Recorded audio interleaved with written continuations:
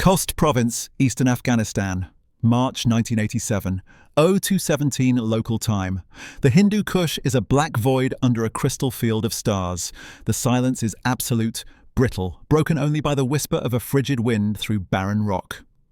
On a ridgeline, shadows detach themselves from the darkness.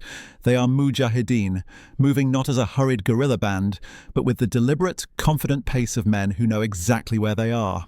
One man carries more than a rifle. Secured in a padded case is a greenish-hued electronic unit, its small screen casting a faint glow on his face.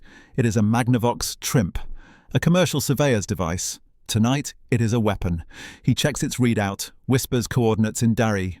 The men unpack heavy 82mm mortar tubes, but not from a familiar, pre-surveyed position. This spot was chosen hours ago, in total darkness, in the middle of nowhere. They set the base plates, adjust elevation and azimuth using the numbers from the box. Their fingers are not fumbling with worn paper maps under red lens flashlights. There is no argument over terrain features. The box connected to invisible American satellites has told them this ridge is exactly 2,974 meters from the target below. A Soviet communications and logistics hub, thought to be secure due to its remote Ring of Mountains location. The first round is slid silently into the tube. The order is given. The sharp metallic thump of the firing pin echoes against the ancient stone. A moment later, a distant, flowering flash of orange and white erupts precisely on the helipad of the outpost. Then another, and another. A storm of high explosive and white phosphorus rains down with impossible accuracy. Sirens wail into the night, but the real shock is in the command bunker, where a young lieutenant frantically reports the bombardment's origin. Grid coordinates that correspond to nothing but a sheer, impassable mountainside. The Soviets are not just under attack, they are being targeted by a geometry they cannot see from a system they do not yet understand. This invisible guidance, this magic of pinpoint global accuracy, would become a source of profound bafflement and strategic dread for the Soviet High Command. A silent revolution conducted from space delivered to the battlefield in the hands of a determined resistance. To understand the shock of this new American system, one must first grasp the nature of the Soviet war machine and the environment it sought to dominate. The Soviet invasion of Afghanistan in December 1979 was the execution of a blunt political solution with overwhelming military force. Columns of T-62 tanks and BMP infantry fighting vehicles rumbled down the Salang Highway. BMD airborne combat vehicles airdropped onto key airfields, secured entry points. It was a classic operation of the Soviet Stavka, a massive, top-down exertion of power intended to decapitate a recalcitrant government and replace it with a compliant one. The initial military objectives were achieved with chilling efficiency. Kabul was seized. President Hafizullah Amin was killed. The puppet government of Babrak Karmal was installed. But the war, as defined by Soviet doctrine, had only just begun. The USSR entered Afghanistan with an army optimized for high-tempo, large-scale conventional warfare on the plains of Europe. A war of fronts, of massed armor, of overwhelming artillery barrages and complex air-land battles. Their strengths were immense. Regimental artillery groups that could saturate square kilometers with steel and fire, squadrons of Mi-24 Hind helicopter gunships, flying tanks that projected terror and destruction, and the vast logistical spine of the 40th Army designed to sustain a juggernaut. Afghanistan, however, was not the North German plain. It was a nation of stark vertical geography, a graveyard of empires, not merely in poetic terms, but in tactical reality. The Hindu Kush mountain range fractured the country into a mosaic of isolated valleys, narrow passes, and labyrinthine gorges. Here, the Soviet advantages often turned into liabilities. Armoured columns were channeled into perfect ambush sites in the Panjshir Valley. Massive road-bound logistics convoys became weekly targets along the highway of death between Kabul and the Soviet border. The Mi-24, for all its power, found itself vulnerable in tight valleys to determined ground-based machine gun and RPG fire from unseen positions above. The Soviet response was a brutal adaptation. Unable to win a traditional battle against a diffuse enemy, they waged a war of annihilation against the infrastructure that supported the Mujahideen and the will of the population that sheltered them. This was the strategy of the Maskirovka, deception, and the descent, air assault. They deployed Spetsnaz special forces for raids. They used mass airborne assaults to temporarily cordon and search entire valleys.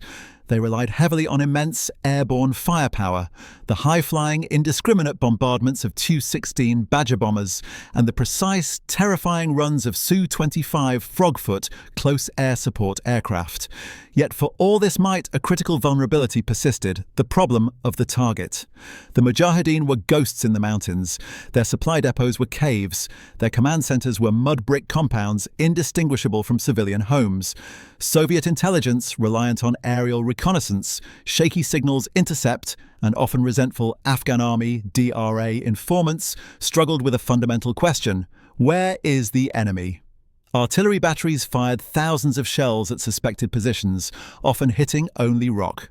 Regiments swept through valleys only to find them empty, the guerrillas having slipped over a pass hours before. The Soviets controlled the sky and the main roads, but the land between, the human terrain, belonged to the resistance. Their war was one of reactive violence, a colossal effort to swat an insurgency they could rarely see, in a country whose maps, both geographical and political, were fundamentally unreliable. This was the environment, a war of frustration fought in a cartographic fog, into which a new, star-guided technology would quietly descend, offering a clarity that would unsettle the very foundation of Soviet military confidence. While Soviet generals grappled with the fog of a mountainous war, a revolution was being engineered 20,200 kilometers above the Earth. The American response to the Soviet invasion was multi-layered: public condemnation, an Olympic boycott, and a covert presidential finding that unleashed a secret war. The Central Intelligence Agency, in partnership with Pakistan's Inter-Services Intelligence Directorate, ISI, became the quartermaster and strategist of the Afghan resistance. The goal was explicit: to raise the cost of occupation to unsustainable levels for Moscow. This meant a steady flow of weaponry, but not merely replicas of Soviet arms. It meant introducing asymmetric technological advantages that could tilt the conflict. The initial shipments were utilitarian: Egyptian and Chinese variants of the AK-47 rocket-propelled grenade launchers, RPGs, and mortars. But by the mid-1980s, the pipeline evolved into a delivery mechanism for game changers. The most famous was the FIM-92 Stinger surface-to-air missile, which began to alter the balance of air power in 1986. But another, quieter, more profound system was already in transit.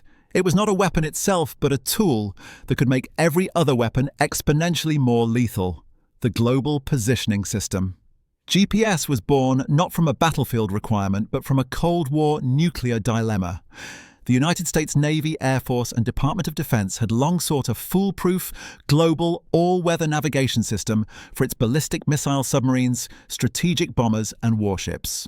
Earlier systems like LORAN were limited and regional. The breakthrough concept was a constellation of satellites in medium Earth orbit, each broadcasting a precise time signal. A receiver on the ground, by calculating the minuscule time differences in signals from multiple satellites, could triangulate its own position with unprecedented accuracy. The first developmental Block Y satellite launched in 1978, military use. A pivotal moment came in 1983, when Korean Airlines Flight 007, a civilian airliner, strayed into Soviet airspace and was shot down. The tragedy highlighted the desperate need for a reliable, global civilian navigation aid. President Ronald Reagan, in a strategic and humanitarian move, immediately announced that the nascent GPS would be made available for civilian use once fully operational. A decision with profound, unintended consequences for covert warfare. For the CIA, this was a serendipitous gift. The agency, through its Office of Scientific and Weapon Research, began aggressively procuring early commercial GPS receivers. It was a bulky green box weighing over 15 pounds with a handheld controller and a separate antenna. It was fragile, power-hungry, and required minutes to acquire a satellite fix. But in the mountains of Afghanistan, it was a revelation. It provided coordinates accurate to within 10 to 20 meters, in any weather, day or night.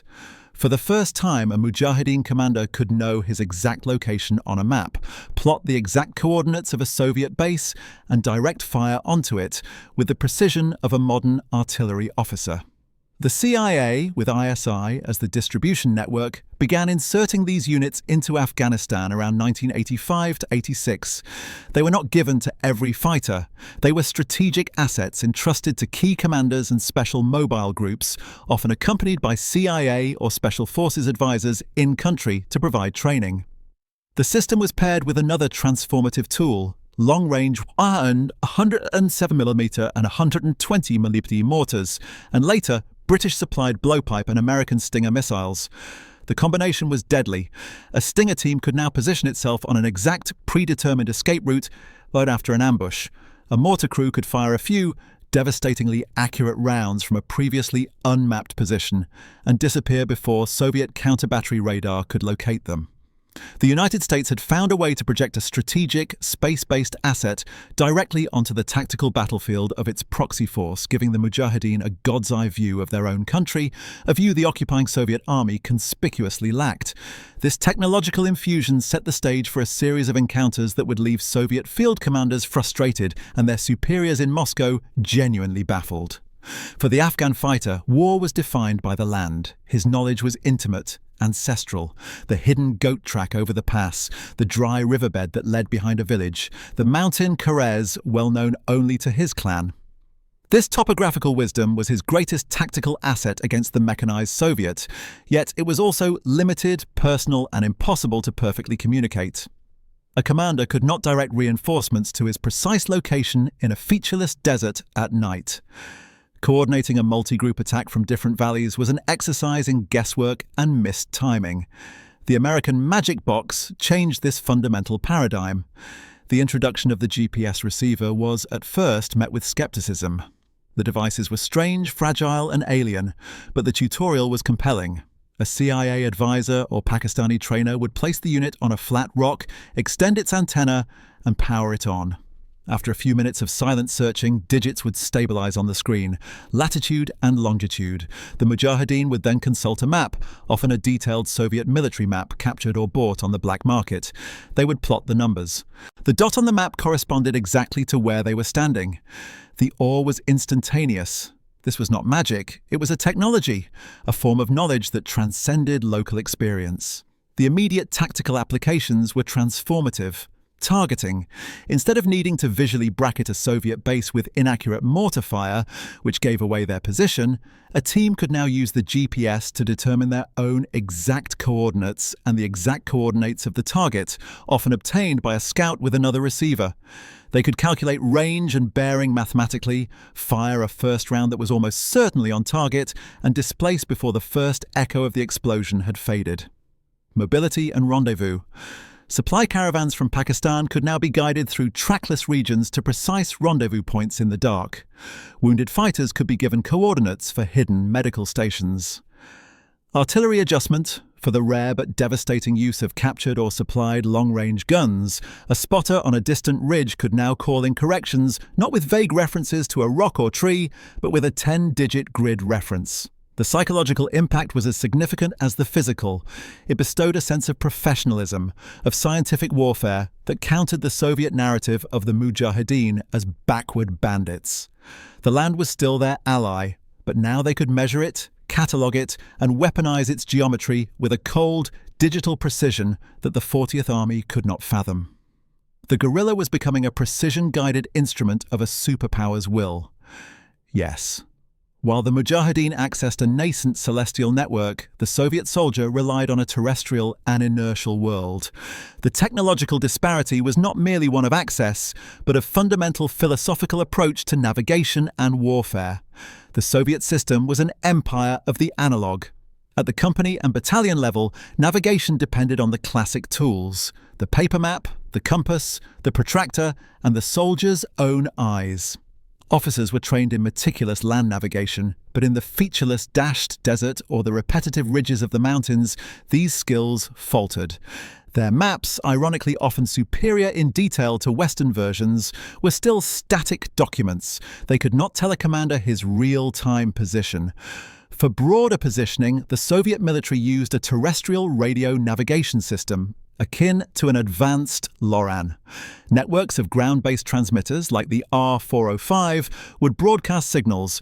A vehicle-mounted or command post receiver could triangulate a position, but its accuracy was measured in hundreds of meters. It was susceptible to jamming and mountain interference, and its infrastructure was fixed and vulnerable. It was a system designed for navigating the known surveyed landscapes of Europe, not the uncharted guerrilla battlegrounds of Afghanistan. The Soviet Union did have its own answer to GPS in development, GLONASS. Initiated in 1976, it was a monumental scientific and military undertaking. But by the mid-1980s, it was trapped in a cycle of technical delays, funding battles, and launch failures. The constellation was skeletal, with poor coverage and limited availability, reserved for the highest echelons of the strategic rocket forces and Navy. For the 40th Army in Afghanistan, GLONASS might as well have not existed. Their most advanced guidance was found in the inertial navigation systems of their ballistic missiles and some aircraft, complex, expensive, and wholly unsuited for infantry or mortar teams. Thus, when reports filtered up to Soviet intelligence about Mujahideen using a small electronic device for pinpoint coordination, their frame of reference was limited. Initial assessments suspected advanced miniaturized versions of their own ground-based radio navigation, perhaps supplied by the West.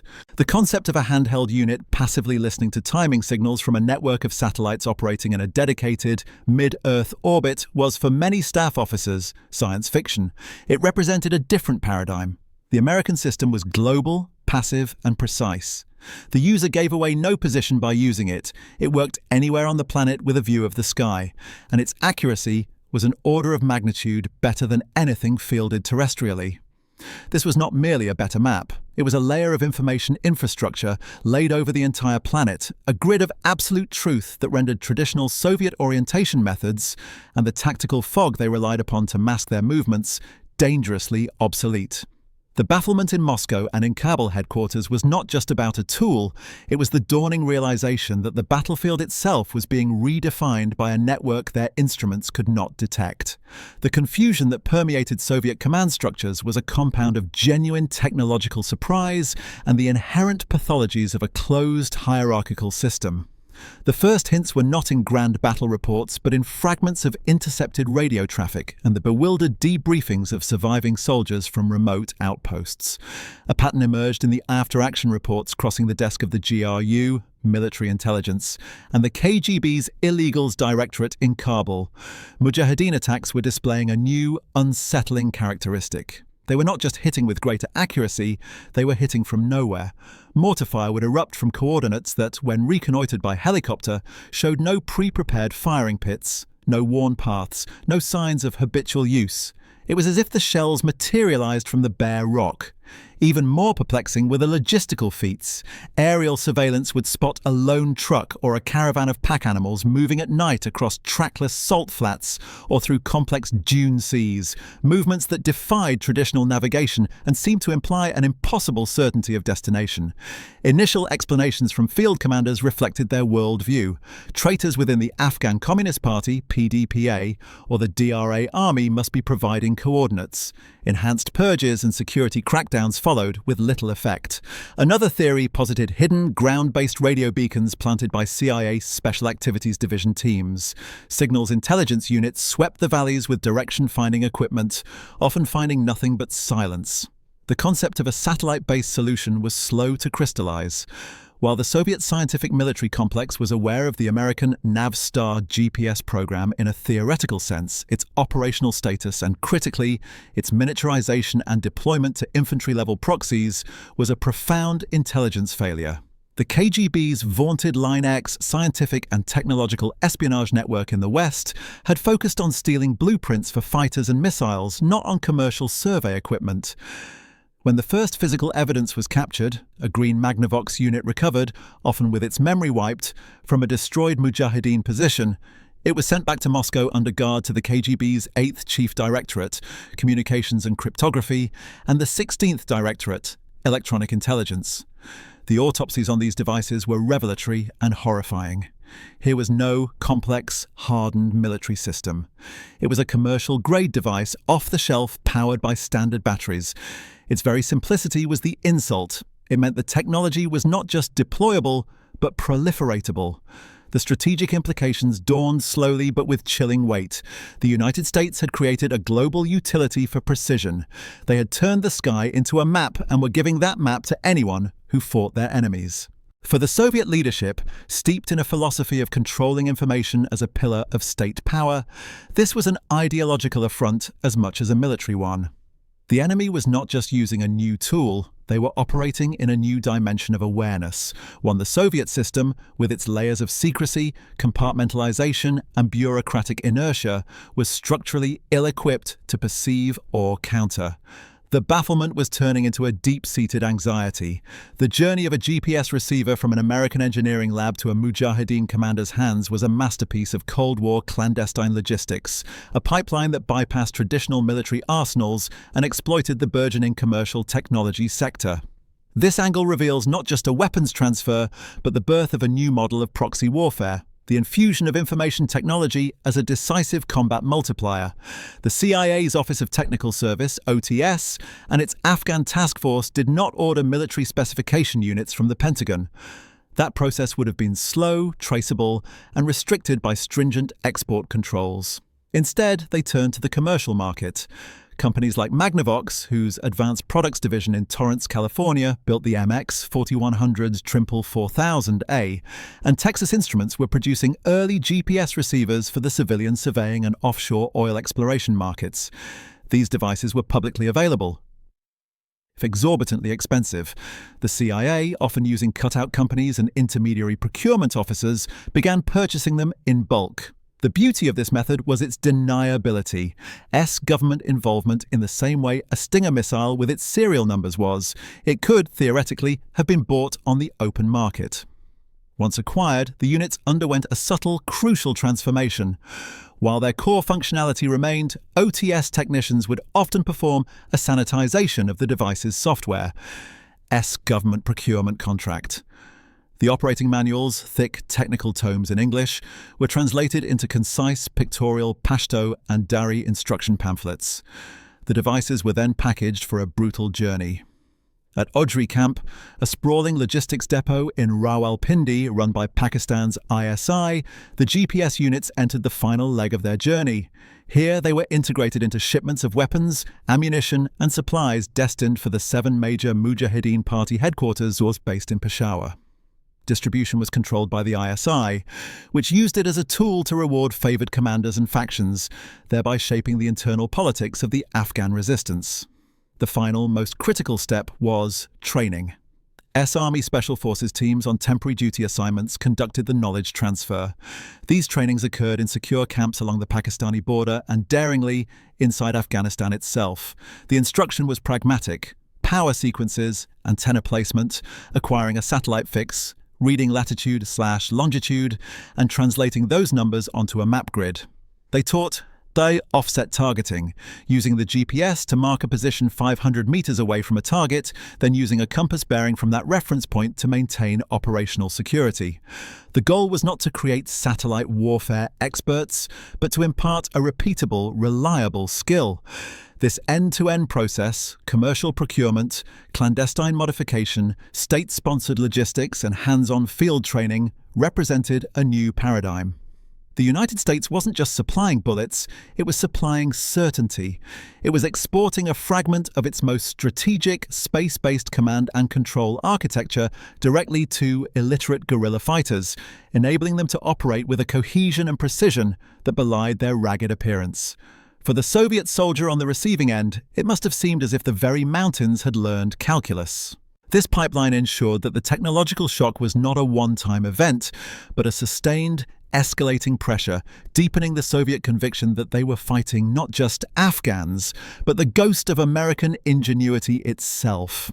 The turning point was not a single cataclysmic battle, but a series of precise, surgical strikes that collectively demonstrated the transformative power of this new technology. One of the most telling episodes occurred in the labyrinthine cave complexes of Jalalabad, and particularly around Jawar Kili, near the Pakistani border, in 1986-87.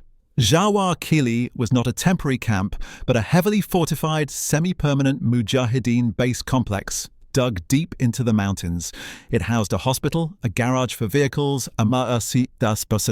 sons, and extensive munitions depots. Soviet and DRA forces had launched major conventional assaults against it in 1985 and 1986, suffering heavy casualties for minimal gain. The complex was a symbol of Mujahideen resilience and Soviet frustration. By late 1986, the resistance commanders, now equipped with GPS receivers and newly arrived Stinger missiles, decided to turn the area from a defensive redoubt into a lethal kill zone.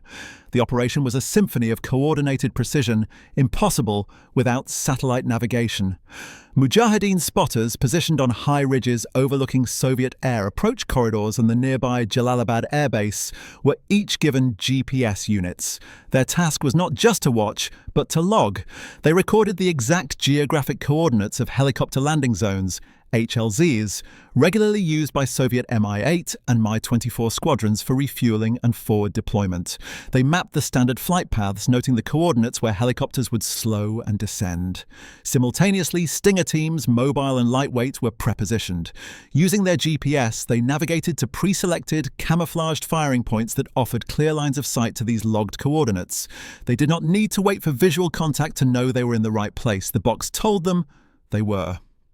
On a scheduled day of operations, the pattern unfolded. Soviet helicopter pilots, following their standard procedures, approached the familiar HLZ. The Stinger gunner, already zeroed in on that exact point in space, would acquire, lock, and fire. The results were devastatingly efficient. In a series of engagements, multiple Soviet helicopters were destroyed in a matter of minutes, not in the heat of a chaotic ground assault, but during routine logistical movements. The psychological blow was profound. The pilots' sense of safety in their standard procedures evaporated. The HLZs, once sanctuaries, were now pre-sighted kill boxes. This was not opportunistic fire, it was a deliberate, intelligence-driven ambush of geography. The Mujahideen had used GPS to deconstruct Soviet aerial patterns, turn them into data, and then use that data to program the battlefield itself. The Soviets were no longer operating in a space of terrain. They were operating in a space that had been digitally mapped and weaponized by their enemy. The ability to place a heat-seeking missile team within meters of the optimal firing position, repeatedly, without error, signaled a fundamental shift in the tactical balance. The Hinds, the once unchallenged lords of the sky, were now being hunted by an enemy who could see the invisible grid upon which they flew. The Soviet military is an institution built on doctrine, on the quantifiable. For the creeping dread among the ranks to become a validated strategic concern, it required physical proof.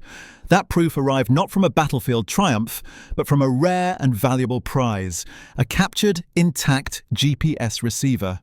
Such captures were infrequent. The Mujahideen were under strict orders to destroy the devices if capture was imminent. But in the chaos of a sudden Spetsnaz raid or a hurried ambush, a unit could be left behind. Sometime in late 1986 or early 1987, one was. The details are shrouded in the secrecy of Soviet military intelligence archives, but the aftermath is clear. The device, likely a mud-caked, battered Magnavox MX-4100, was rushed up the chain of command with the urgency reserved for a broken cipher machine or a captured missile guidance chip. It did not go to a field workshop in Kabul.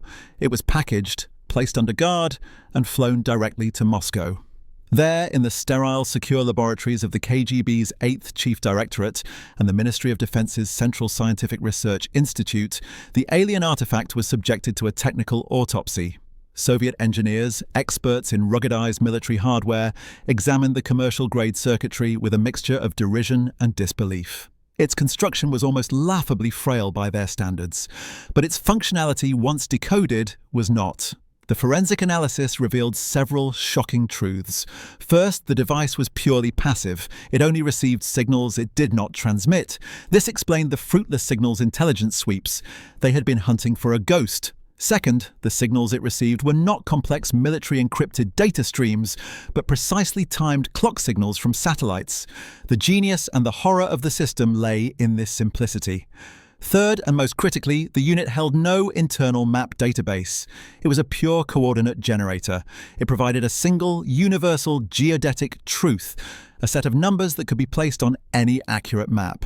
This meant the system was not tied to any specific cartography. It was the key to all cartography. The final chilling realization came from testing the device's performance against known Soviet survey points. Its accuracy, consistently within 15 to 25 meters, was better than the Soviet Army's standard field navigation tools. This commercial box could outperform the specialized equipment of their artillery survey teams. The implications cascaded. If a Mujahideen mortar team could know its position this precisely, and a scout could know the enemy's position this precisely, then the traditional Soviet advantage in artillery, massed fire, was being countered by a new advantage: precision fire. The internal report that circulated among the General Staff and the Politburo's Defense Council was a sober, technical document, but its message was revolutionary. The Americans had not just given the Mujahideen a new weapon, they had given them a new sense. A sense of absolute location, the fog of war, that chaotic uncertainty upon which so much Soviet operational art for masking movement depended, was being dispelled by a constellation of silent, invulnerable beacons in space. The bafflement now crystallized into a hard, cold understanding. They were not losing to medieval tribesmen, they were losing to a system, a network, a vision of information-dominant warfare that their own military-industrial complex had failed to foresee. The capture of the box did not solve their problem. It defined its terrifying scale. The war in Afghanistan was no longer just a local counterinsurgency. It had become the first live-fire proving ground for the next epoch of conflict, and the Soviet Union was on the wrong side of the technological divide. This comprehension marked the true turning point, shifting the conflict from a struggle for hills and valleys to a struggle over the very nature of situational awareness itself. The confirmation of the GPS threat forced a frantic, often clumsy adaptation from the 40th Army and the KGB. The immediate aftermath was not a single sweeping change, but a diffusion of paranoia and reactive measures that strained an already overstretched force. The first reaction was an attempt at electronic countermeasures, ECM. If the Mujahideen were listening to satellites, the logic went, they could be jammed. Soviet signals regiments deployed R-3ZH and other jamming systems to forward bases. These truck-mounted systems were designed to drown out military radio bands and navigation signals. They were powerful, but they faced an insurmountable physics problem. The signals from the GPS satellites operating in the L-band around 1575 MHz came from directly overhead, with a line-of-sight clarity that ground-based jammers blocked by the very mountains they were trying to dominate could not reliably disrupt across wide areas. Jamming required knowing the exact frequency and being in a direct, unobstructed line between the receiver and the satellite, an impractical task against mobile teams in broken terrain. The jammers themselves became high-priority targets for Mujahideen raids, often guided to their fixed positions by the very technology they sought to neutralize. Operational security underwent a paranoid overhaul. Standard operating procedures, the predictable patterns that GPS had allowed the Mujahideen to map and ambush, had to be broken. Helicopter pilots were ordered to vary their approach routes and landing zones constantly, adding immense stress and operational complexity to routine flights. Convoy schedules and routes were randomized, disrupting logistics efficiency. The location of command posts, ammunition dumps, and artillery batteries, previously cited for tactical and logistical convenience, now had to be reconsidered under the new threat of being pinpointed by a scout with a digital box. The psychological burden on the Soviet soldier increased. Now, any prolonged stop, any established pattern, could theoretically be logged, digitized, and turned into a target dataset. The landscape felt surveilled, indexed, and hostile in a new, impersonal way. Active hunting for the devices became a key intelligence priority. Rewards were offered. Spetsnaz raids were sometimes launched not to kill fighters, but to seize their equipment. This led to a cat-and-mouse game where Mujahideen teams would use dummy procedures before a mission, feigning the use of a GPS while the actual device was kept hidden kilometers away. The Soviet military found itself in the absurd position of fighting not just an ideology, but a piece of consumer electronics. They were expending immense resources to counter a device that cost less than a single artillery shell, yet was eroding their tactical freedom across the entire theatre.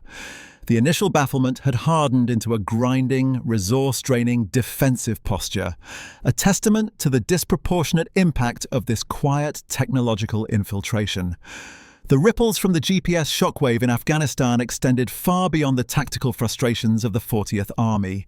They struck at the heart of Soviet military confidence and accelerated tectonic shifts in its strategic thinking, with consequences that would outlast the USSR itself. The most direct and tangible reaction was the desperate acceleration of the GLONASS program. Prior to the mid-1980s, GLONASS was a troubled backburner project plagued by technical failures and budget debates.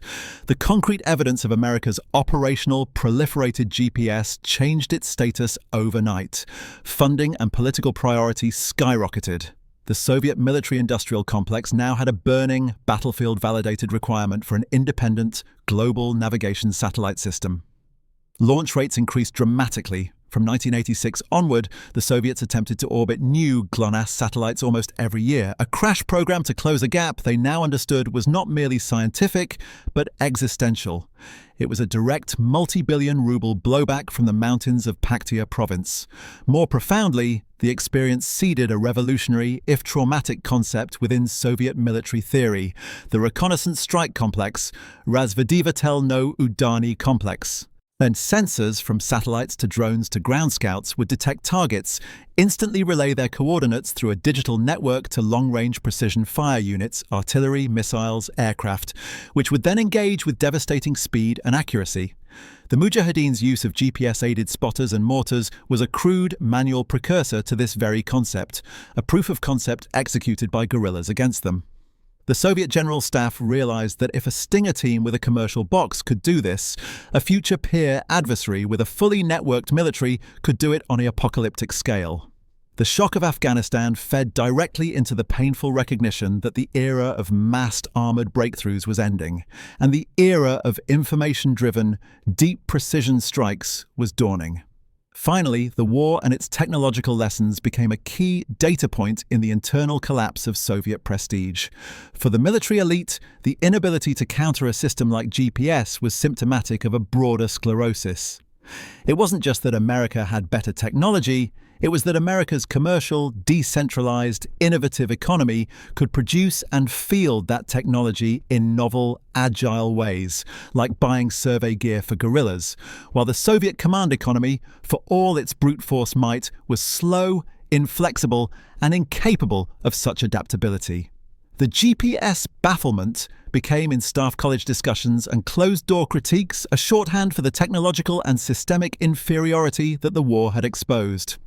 It contributed to the crisis of confidence that permeated the Soviet armed forces in the late 1980s, a sense that they were preparing for the last war while their adversary was inventing the next one. Thus, the aftermath of this seemingly niche technological story was vast. It drained Soviet resources into a satellite race. It fundamentally reshaped their military doctrine towards a networked future they would never afford to build, and it corroded the myth of Soviet technical parity. The handheld receiver was more than a tool.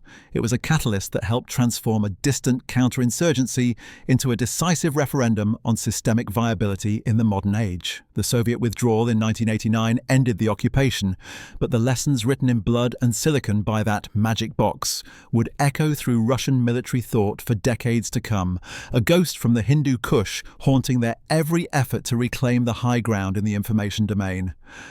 The story of Soviet generals baffled by a green box in the hands of Afghan fighters is more than a curious footnote of the Cold War. It is a parable of a fundamental shift in the nature of power. For millennia, military advantage was built on tangible things: mass, metal, horsepower, and explosive yield.